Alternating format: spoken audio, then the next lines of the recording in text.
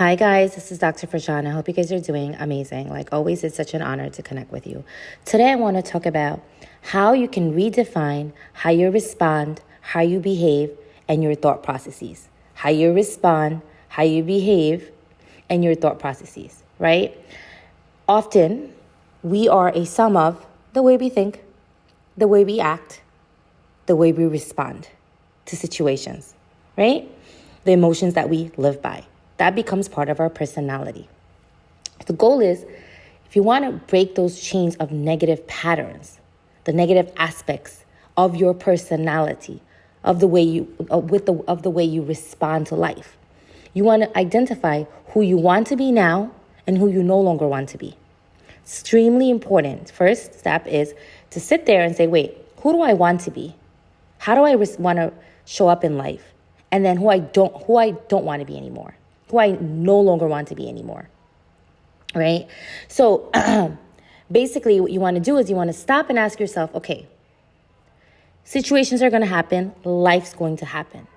How will I respond, right? You're going to have a reaction, which is normal. When life unfoldings, negative life unfoldings occur that may feel negative to you, you're going to respond. You're going to react.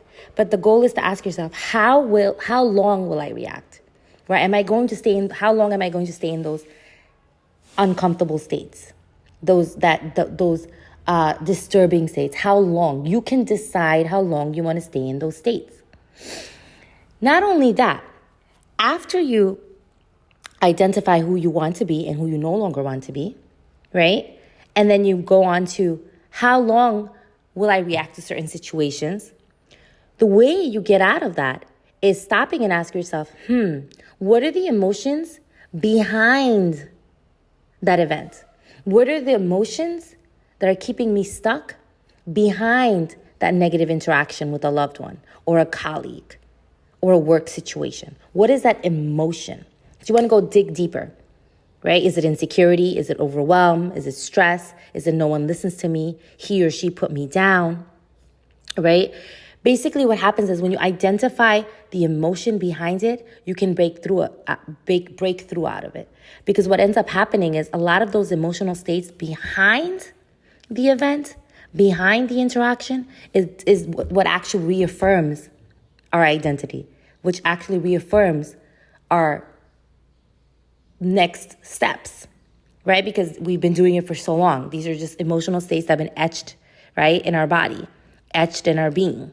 So we are like, oh, okay, this is just reaffirming this insecurity that I felt for a long time. This is reaffirming the overwhelm I felt for a long time, et cetera, right?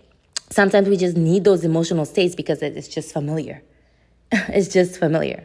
So what do you do next? After that, after you've identified those emotional states, right, and you've gotten deeper and like, okay, wait, what's the emotion behind that event? Right? Then you're going to say to yourself, I'm not giving my attention to it anymore. You're going to consciously decide, as you say, how long will I react to this? You're going to consciously decide, hey, I'm not giving my attention to this anymore. I've identified it, I've processed it, but I'm not giving attention to it. I don't want garbage inside of me. I don't want garbage inside of me. That person or circumstance is not worth impeding my healing and creativity. And have this mantra, say this mantra, write it down somewhere. Even if it's on a Post-it, put it in your pocket, write it down on your hand if you want to. One of those really, really tough days when you've had a falling out with somebody, right? Or you've had a problem with somebody. Say, that person is not worth, or that circumstance is not worth impeding my healing and creativity.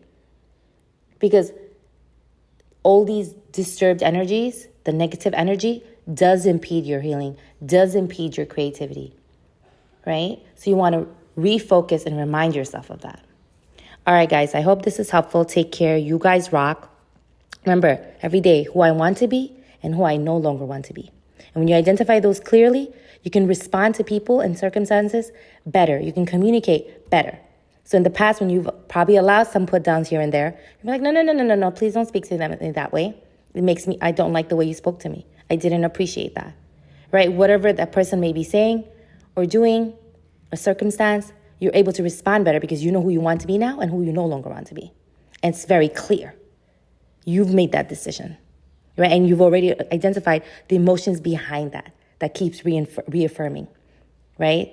Which circumstances and associations keep reaffirming those emotions that you've probably had for a very long time since childhood, if not, right?